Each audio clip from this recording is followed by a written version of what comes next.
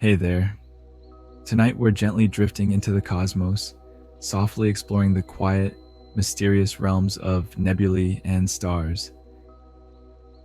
Have you ever gazed at the night sky, wondering quietly where stars come from, how they live, and what becomes of them?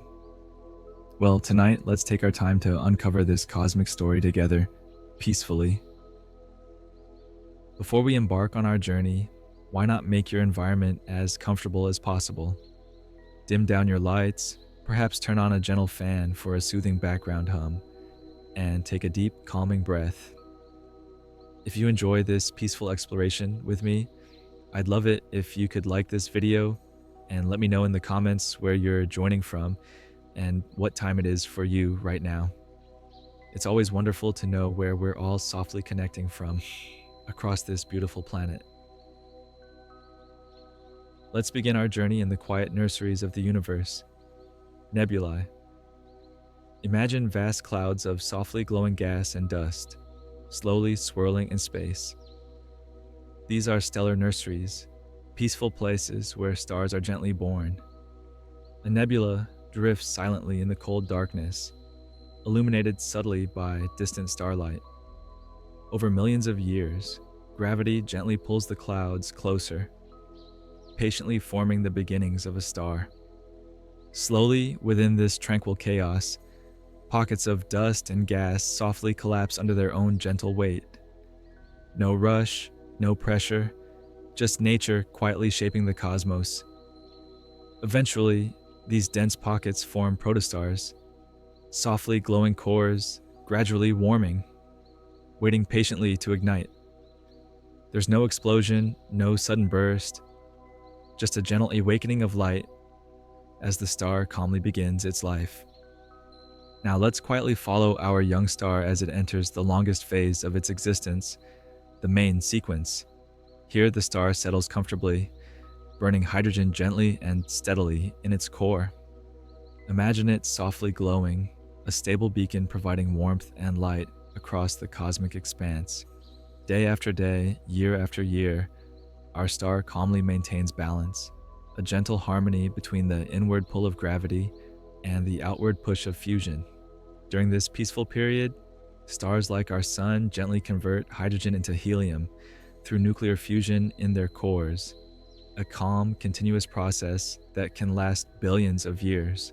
Smaller stars burn their fuel slowly, living calm, serene lives for tens or even hundreds of billions of years. Larger, brighter stars burn more quickly, gently but swiftly progressing through their lifespans. But as with all things, stars too eventually change. As our star slowly exhausts its hydrogen, it gently transitions, swelling into a red giant. There's no sudden violence, just gradual, calm transformation. Imagine it softly expanding, casting a gentle red glow over nearby space, quietly signaling the twilight years of its life. When its fuel finally fades, the star slowly sheds its outer layers, peacefully drifting off into space, leaving behind a quiet, glowing ember, a white dwarf. This tiny star remnant softly radiates leftover warmth, gently cooling over billions of years. Larger stars face a more dramatic, yet still gentle finale, a supernova.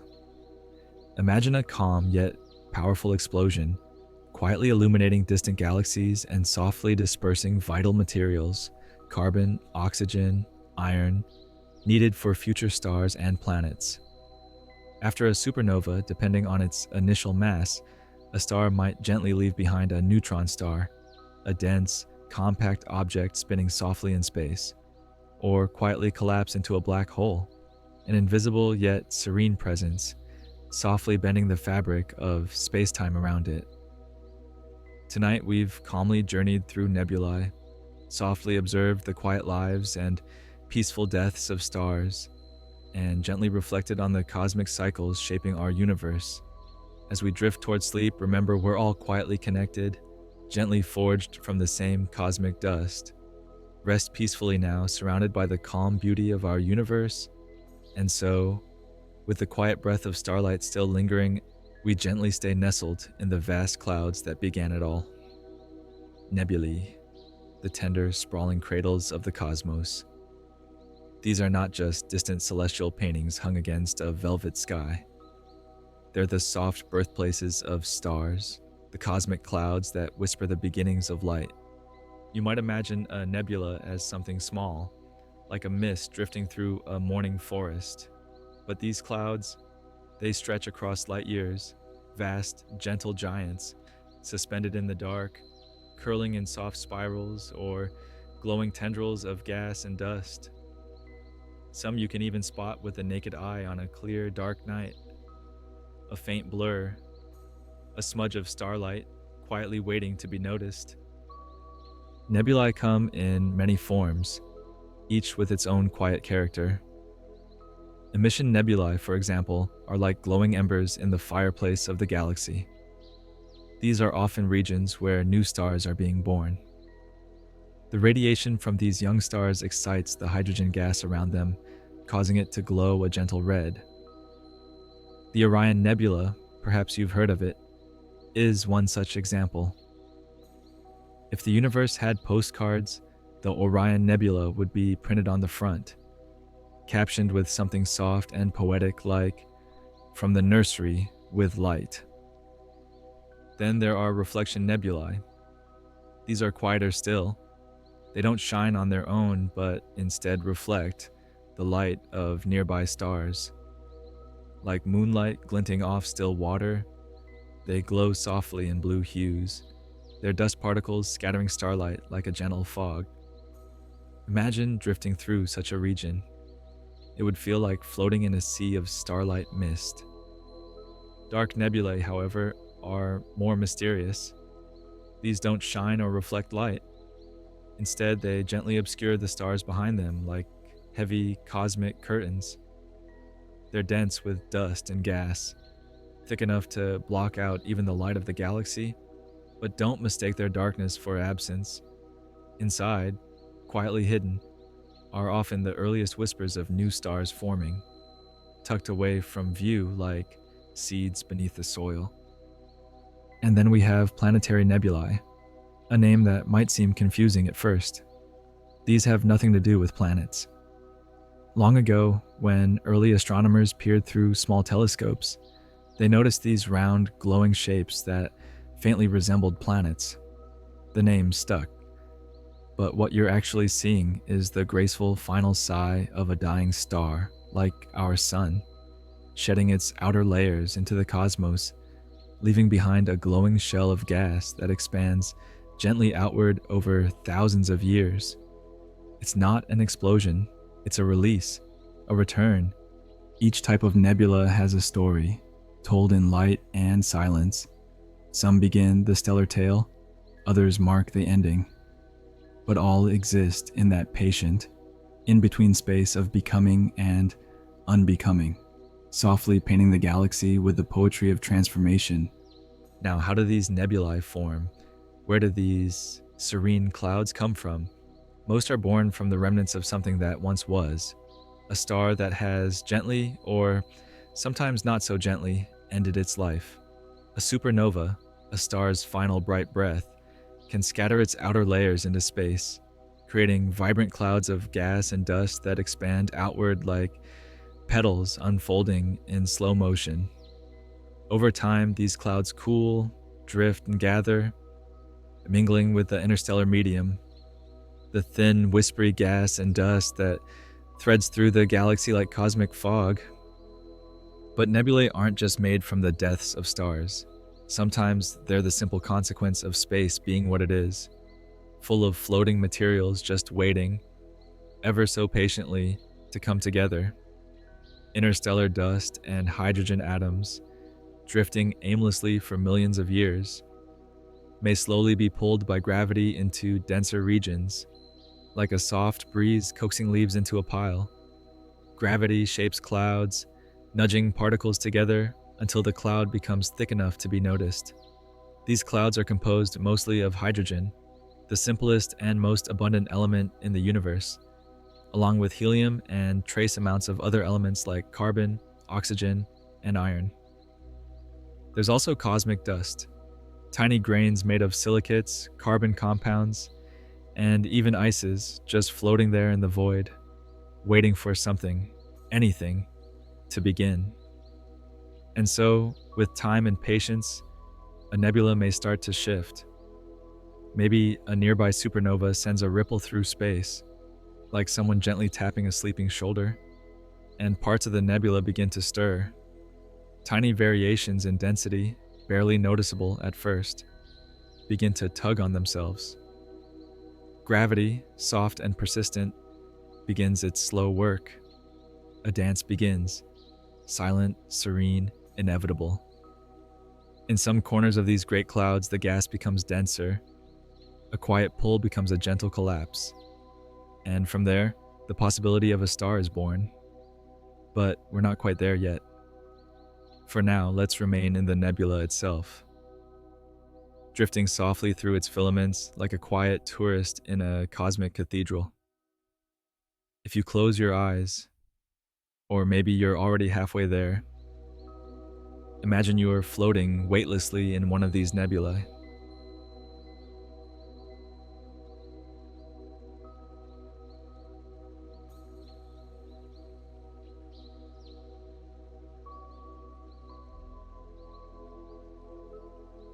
Around you, pale ribbons of gas stretch for light years, shimmering faintly in pinks and blues. You don't hear anything, of course. Space is silent, but you feel the stillness, like being alone in a forest blanketed by snow. Peaceful, vast, patient. It's hard to grasp the scale of these clouds. Some are hundreds of light years across. That means, if you somehow had the patience and a space bike that went the speed of light, it would still take you centuries to cross from one end to the other. But here in this dreamlike quiet, time doesn't seem to matter. These clouds have all the time in the universe, literally, and scattered across the sky, you'll find famous ones, each with their own soft story. The Eagle Nebula, home to the pillars of creation, towering columns of and stretch upward like ancient statues. You've probably seen the picture. It looks like a dream wrapped in shadow, light playing on the edges of Gane columns slowly giving birth to stars. Then there's the Horsehead Nebula in the constellation Orion, a dark nebula that looks quite unmistakably like a horse's head gently bowing in space, outlined against a pinkish glow. It's not trying to be dramatic. It just is. Quietly iconic. Or the Carina Nebula, which might be the most dramatic of them all, if such a calm, slow-moving cloud could ever be accused of drama. It's home to the massive star Eta Carinae, a stellar heavyweight that's lived a tumultuous life. The surrounding nebula glows and swirls in shapes that resemble waves, flames, and petals, a cosmic ocean in mid-bloom. Each of these nebulae is different. Each one is old, patient, quiet. Some are growing stars, some are remnants of stars long gone. All are part of the same gentle cycle. And as we continue this journey, we'll quietly follow one of these regions. Just one small fold in a nebula, where gravity begins to tug a bit harder, where dust and gas huddle closer, and where, softly, a new light begins to form. But let's take a breath here. We'll pause gently, still drift in the starlit clouds, and when you're ready, we'll move on to the next step in this cosmic tale.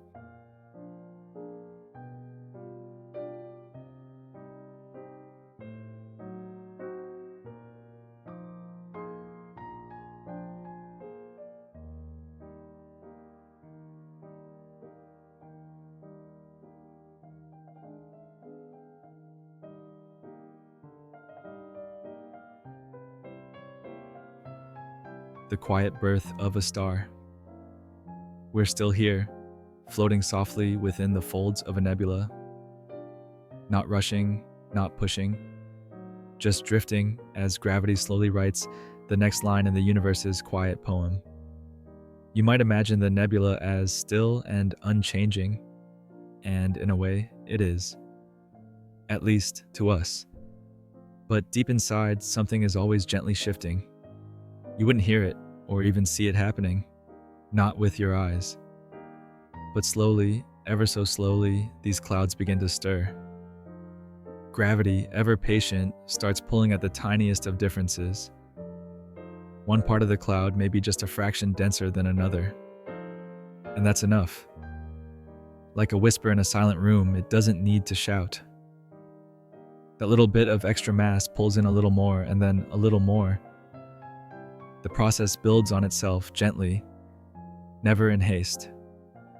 These tiny pockets of denser material are called molecular cloud cores. Cold, dark, and quiet. These are the seeds of stars.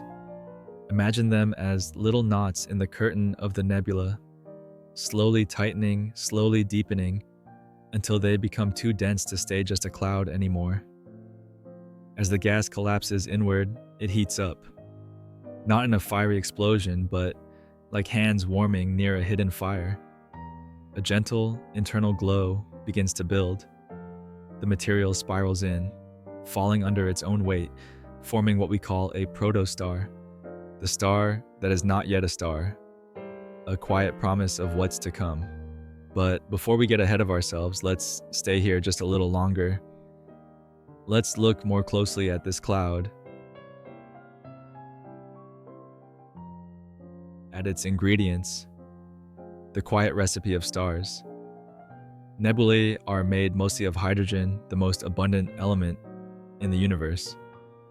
Just one proton and one electron, as simple as it gets. But in that simplicity lies potential. Hydrogen is the fuel for future starlight. With enough of it and the right conditions, it can light up a sky. There's also helium, the gentle second-born element, created in the hearts of older stars and released back into space during their death. A cosmic hand-me-down. And mixed within the gas are tiny grains of dust, microscopic particles made of carbon, silicates, and ices. These are the ashes of ancient stars, remnants of explosions long past. When you look at a nebula, you're seeing the remains of generations, stardust lingering in space, waiting to be reshaped. Some of this dust, believe it or not, is older than our sun, older than our solar system, perhaps older than any life ever imagined. It's humbling, isn't it? These grains float for millions, even billions of years, carried through the space like pollen on a breeze. And yet, despite their age, they're still part of the cycle. They're still invited to the next dance. In fact, this dust plays a crucial role. It helps cool down the collapsing cloud, letting it shed heat and continue its quiet contraction.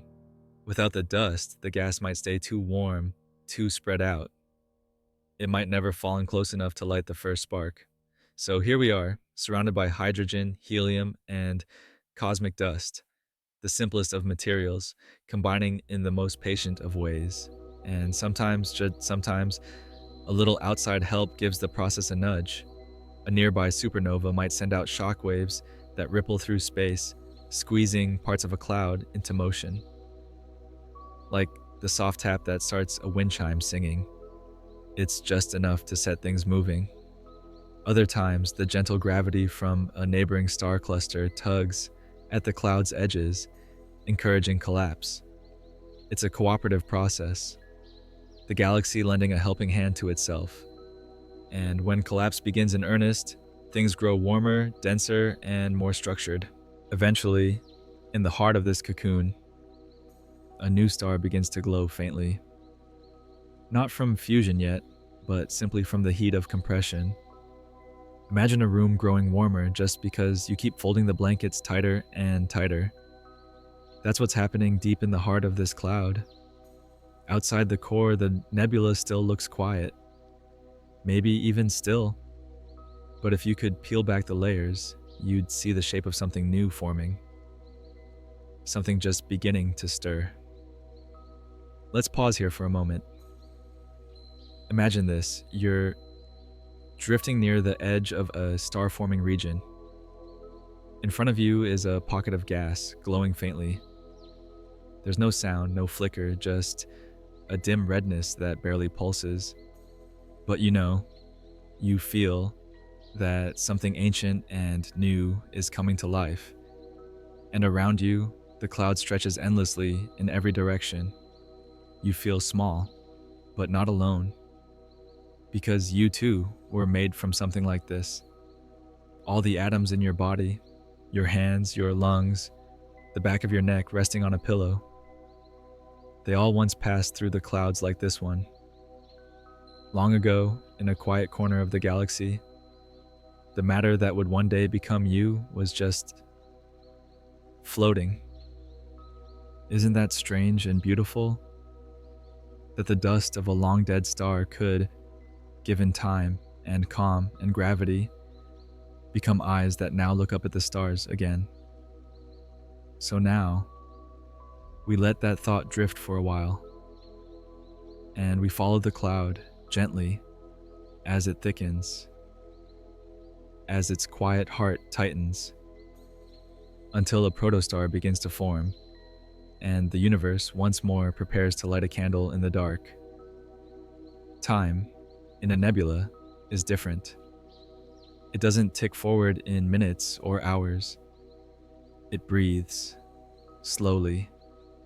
One breath might last 1,000 years, another 10 million. Nothing hurries here, not even light. And in this stillness, a soft transformation continues.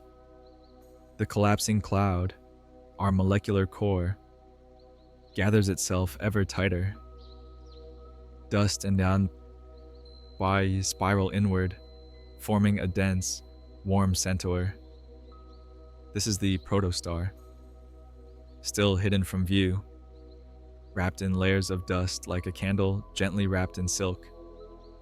If we could peek inside, we wouldn't see a star just yet. Not the kind that twinkles.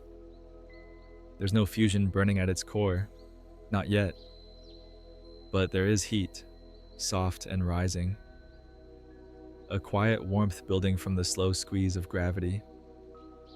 Outside, an envelope of gas and dust still swirls around it, feeding it. Material continues to fall inward, spinning faster as it collapses, like a slow-motion whirlpool in space. This swirling material forms a disk, a wide, flat pancake of matter gently circling the young protostar. One day, this disk may birth planets, moons, comets, even maybe the conditions for life. But that's a story for a later night. For now, the protostar continues to grow. It's still cocooned in the nebula, still protected, like a lantern slowly brightening behind fog. The surrounding material muffles its glow, but inside, pressures are building. And eventually, slowly, softly, the protostar pushes outward. Jets of material may stream from its poles, shooting out into space like two silent beams of light. These bipolar outflows, as astronomers call them, gently clear away some of the surrounding cloud, creating quiet corridors through the nebula. It's not violent. It's more like steam softly escaping a kettle, a necessary release of energy. Over time, the protostar stabilizes. Its gravity pulls it tighter. Its temperature rises further. And deep within its center, the conditions quietly shift. Hydrogen atoms, long adrift and unbound, begin to meet under great pressure. The temperature soars millions of degrees. And then quietly, like a single match in the darkness, fusion begins. Hydrogen fuses into helium, releasing energy in the form of light and warmth.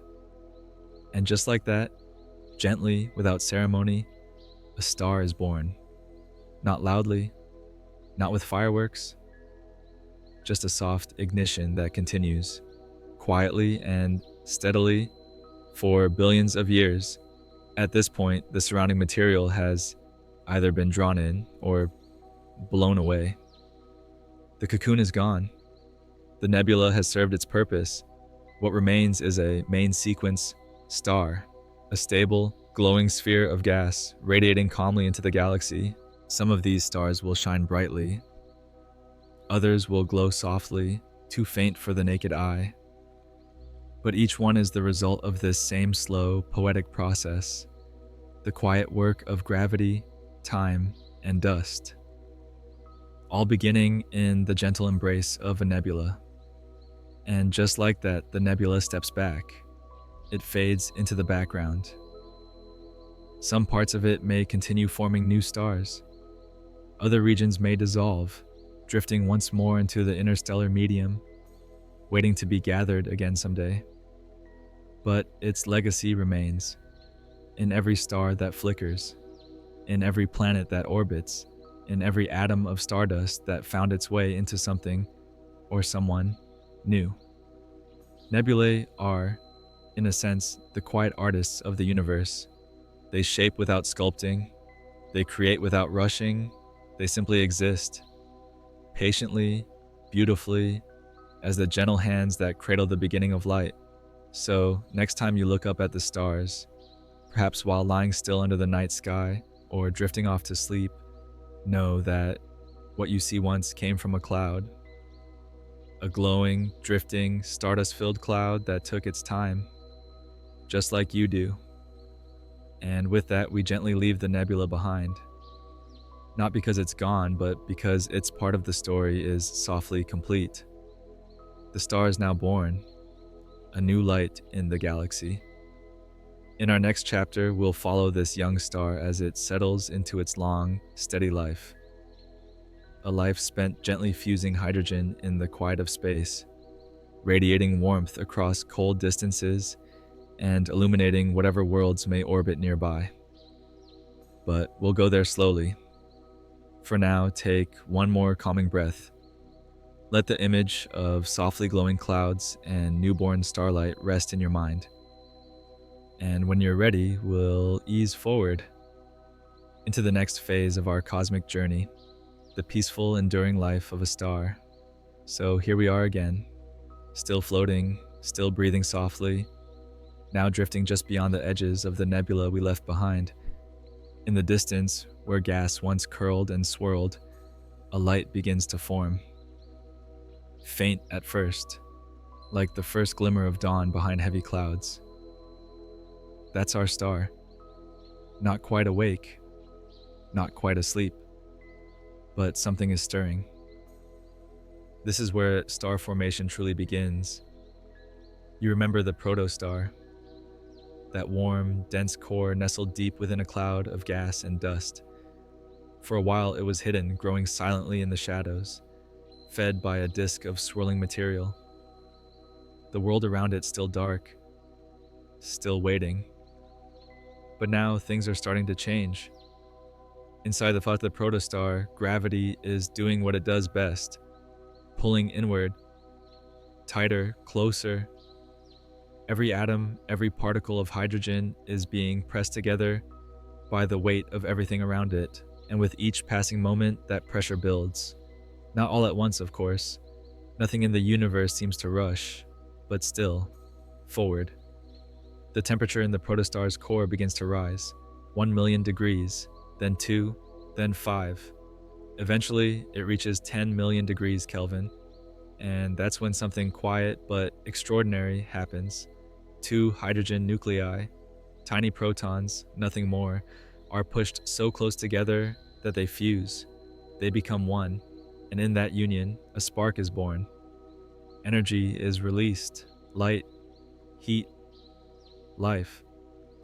This is nuclear fusion. The heart of every star, the calm fire that will now burn for billions of years. And unlike a fire here on Earth, it doesn't need oxygen, it doesn't need kindling.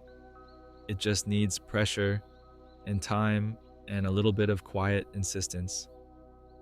From that moment on, the star has changed. It is no longer a protostar. It is a main sequence star.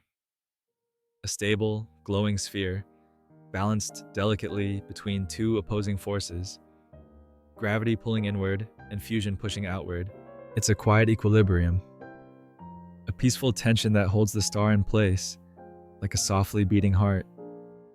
And just like that, the star settles in. No celebration, no announcement, just a gentle ongoing glow spilling out into the galaxy. You can imagine it now, can't you? A star softly humming in space, radiating warmth that will travel for light years, gently lighting the darkness like a lighthouse in an endless ocean. Not moving, just being. But of course, not all stars are the same. Some stars are massive, enormous balls of gas many times the size of our sun. They burn hotter, faster, more fiercely. Their fusion is intense, like a candle that flares bright and dies quickly. Others are smaller, some quiet little red dwarfs, faint and steady. They burn their hydrogen slowly with a soft flicker that could last for trillions of years. These stars are the marathoners of the galaxy, living lives so long that none have yet died in the entire history of the universe. In this peaceful stage of star formation, the size of the star is quietly decided by how much mass it gathered from its birth cloud. A heavier core, a bigger star, a lighter one, a smaller, fainter glow.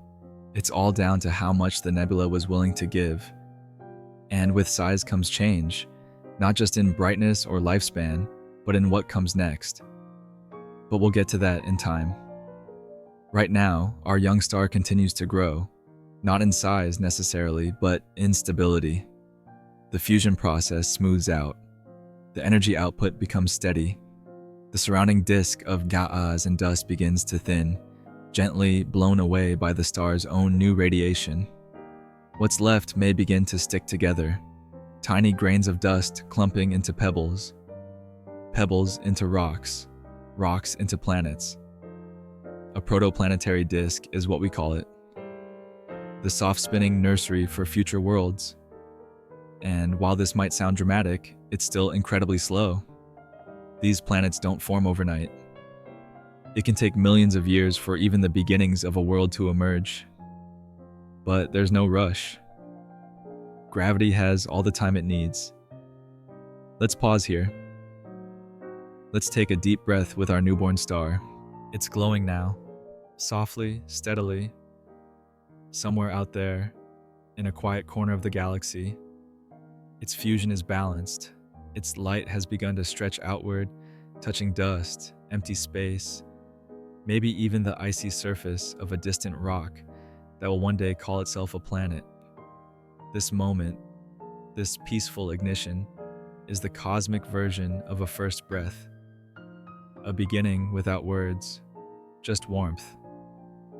When you're ready, we'll continue. We'll follow this star a little further.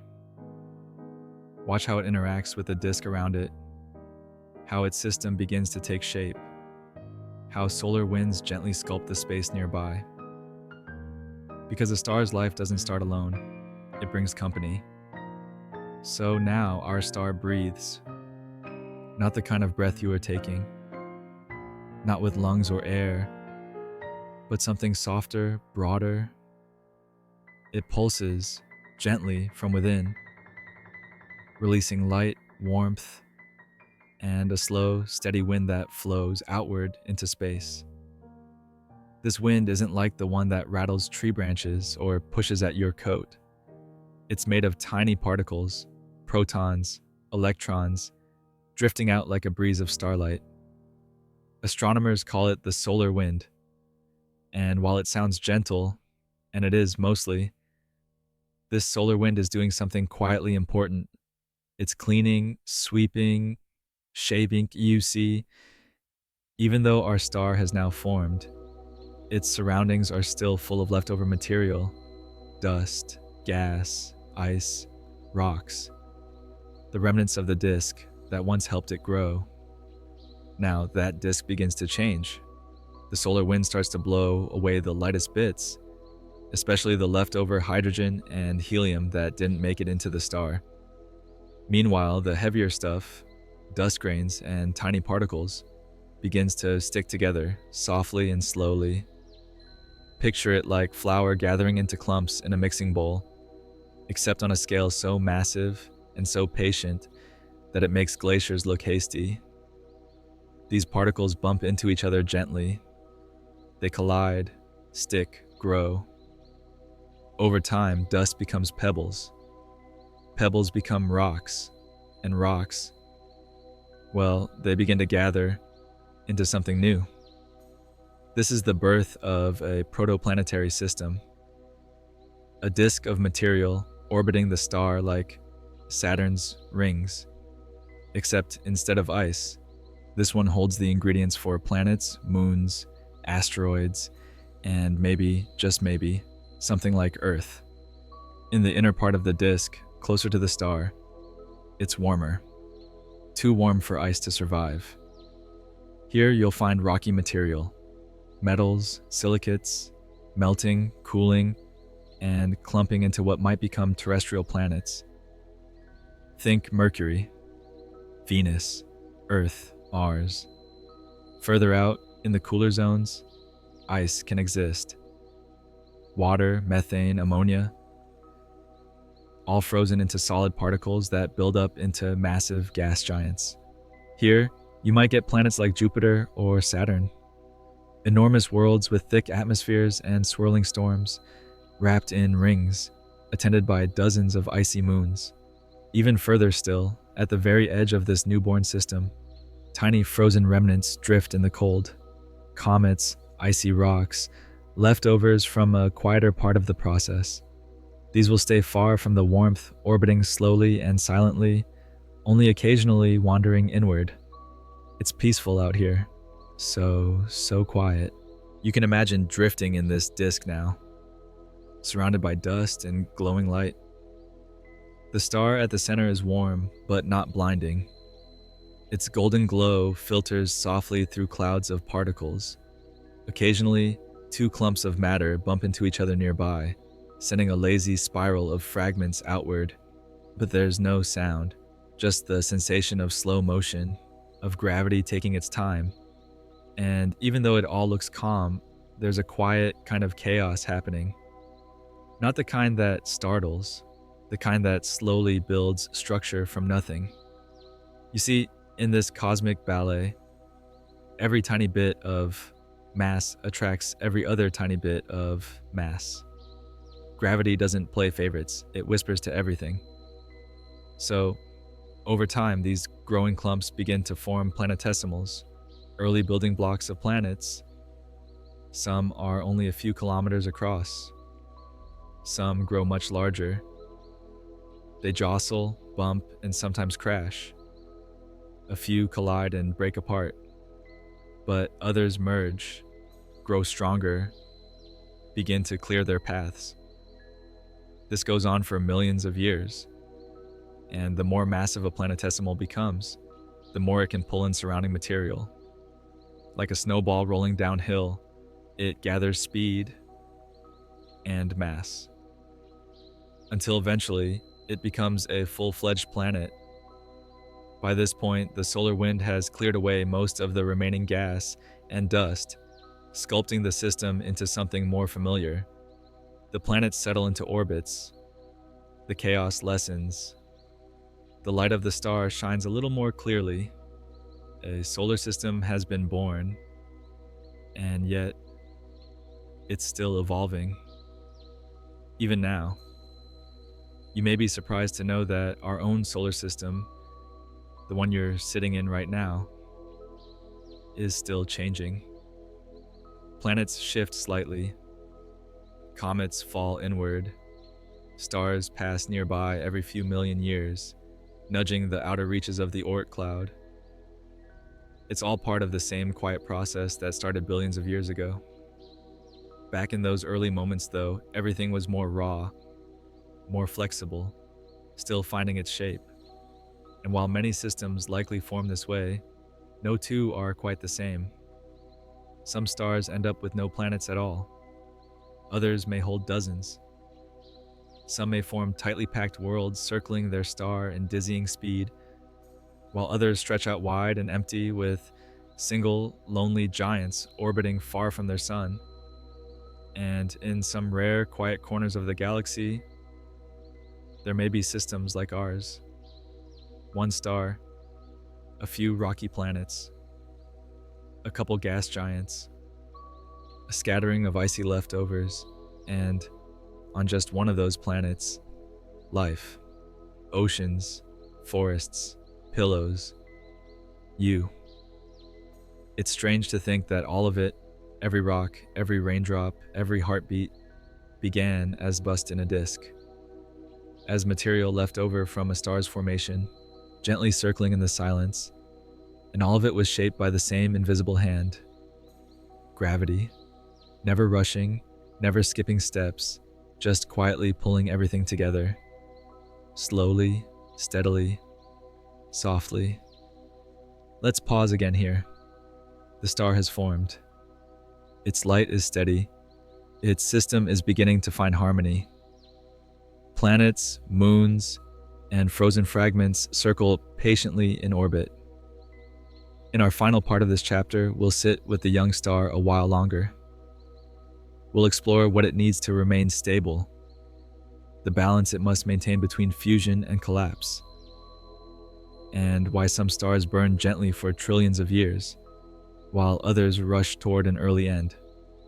But for now, just rest in the image of a new world slowly forming around a newborn star. It's a quiet thought, a peaceful one, and when you're ready, we'll return. So now, our star is shining. It has carved out its place in the universe, surrounded by the beginnings of planets, moons, comets, and warmed by the soft glow of fusion within. But what allows it to stay this way? What keeps it from collapsing inward or bursting outward? The answer, as with so many things in the cosmos, lies in balance. At every moment, two forces are quietly pulling in opposite directions. On the one hand, gravity, ever patient, ever persistent, pulls inward.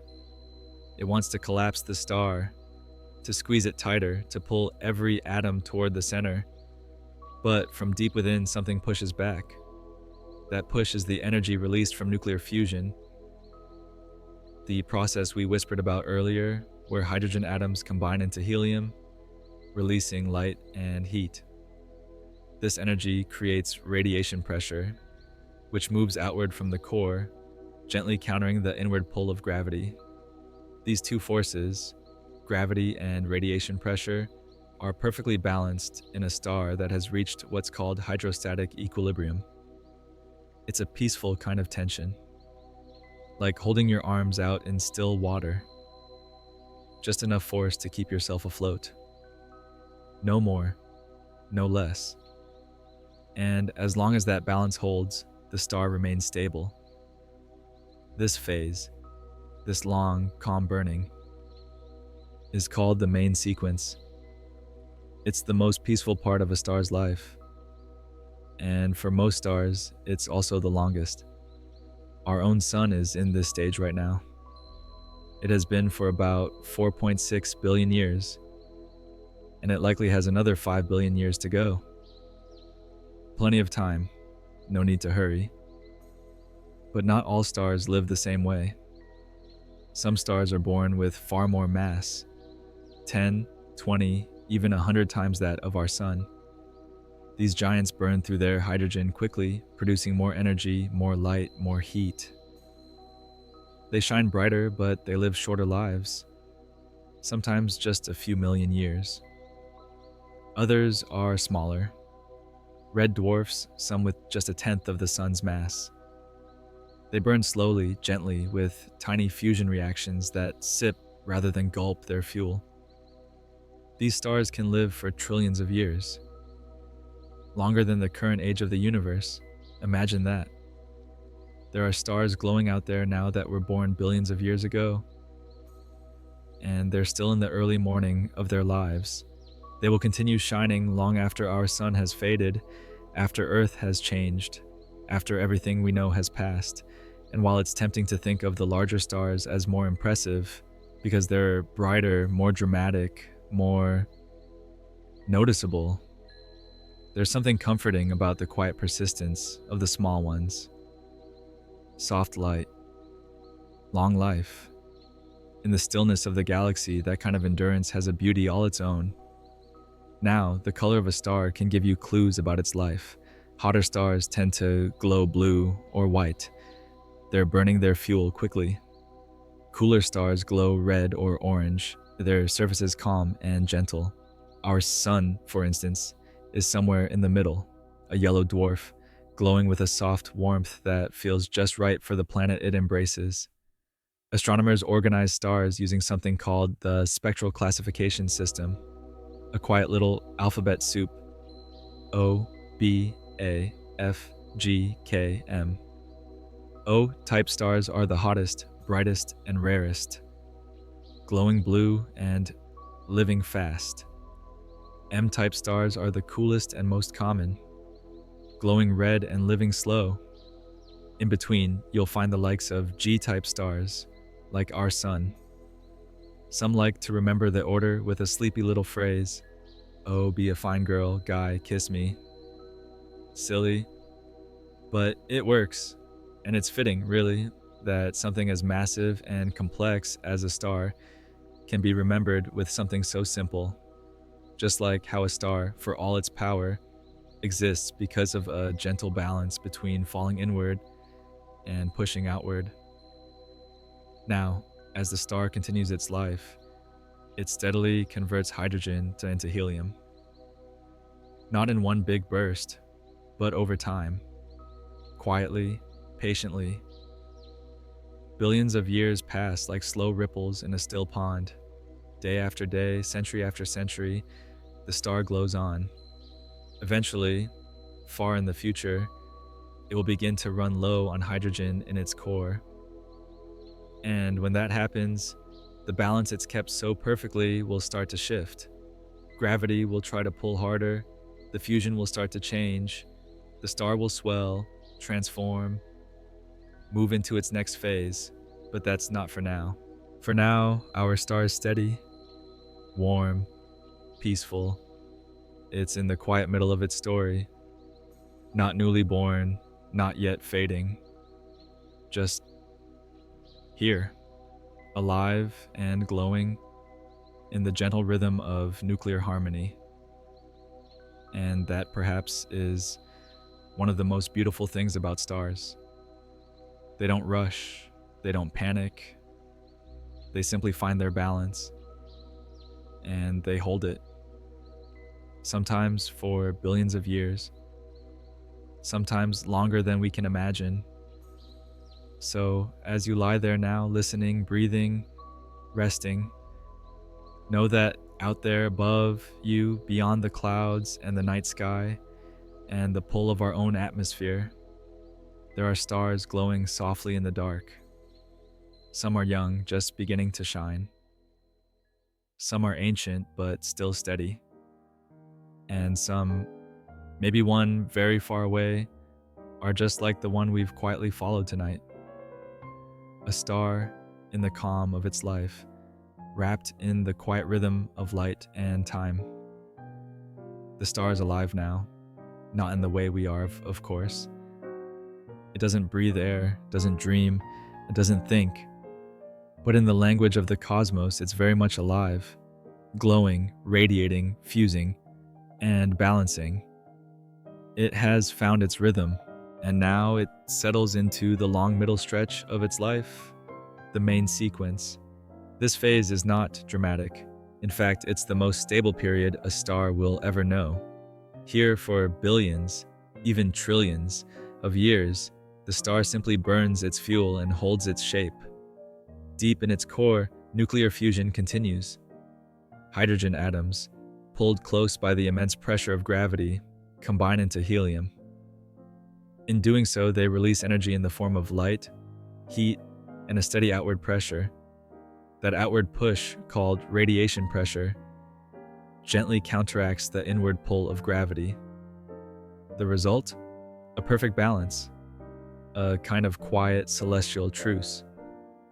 This balance, this exact equilibrium, is what makes the star stable. It doesn't shrink, it doesn't expand, it just shines. And from afar, that's all we see. a tiny dot of light in the night sky, calm and unchanging. But inside, there's constant movement, a quiet fire that never flickers, never flares, just gently pulses outward. For our sun, this process has been going on for about 4.6 billion years, and unless something surprising happens, which the universe rarely rushes, it will continue for another 5 billion. That's the thing about the main sequence. It's long, peaceful, repetitive, in a comforting way. But not all stars experience this phase the same way. You see, the life a star lives, its temperature, its brightness, its lifespan, all depend on one thing: its mass, how heavy it is, how much material it managed to gather when it was just a quiet little protostar nestled in its nebula. More mass means more gravity. More gravity means more pressure in the core. More pressure means higher temperatures. And higher temperatures mean fusion happens faster. It's a quiet chain of consequences. So, a massive star, one with 10, maybe 20 times the mass of our sun, will burn incredibly bright. Its core is a furnace of wild energy. It fuses hydrogen rapidly, blazing with a brilliant blue-white light that can be seen across galaxies, but it won't last. These stars live fast and fade early. A few million years, maybe. Barely enough time to breathe in the scale of cosmic history. They live like firecrackers, short bursts of brilliance and then silence. On the other hand, small stars, tiny red dwarfs, just a tenth the mass of the sun, are the slow burners. Their cores are cooler, their fusion slower. They glow faintly, often invisible without a telescope. But they last. Oh, do they last? Trillions of years. Longer than the universe has existed. In fact, no red dwarf has ever died. Not one. They've all just kept glowing softly since the dawn of time. So you could say that small stars live gentle, uneventful lives, quiet, steady, and long, like the eternal candle on a windowsill, flickering softly for eternity.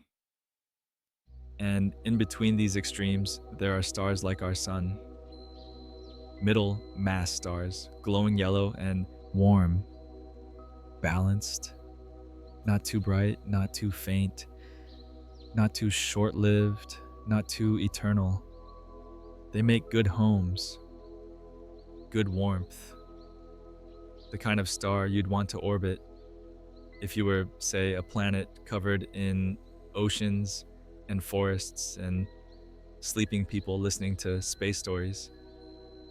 Now, astronomers classify stars using a system that sorts them by spectral type, a calm, structured way of saying color and temperature. It goes like this: O, B, A, F, G, K, M. O-type stars are the hottest.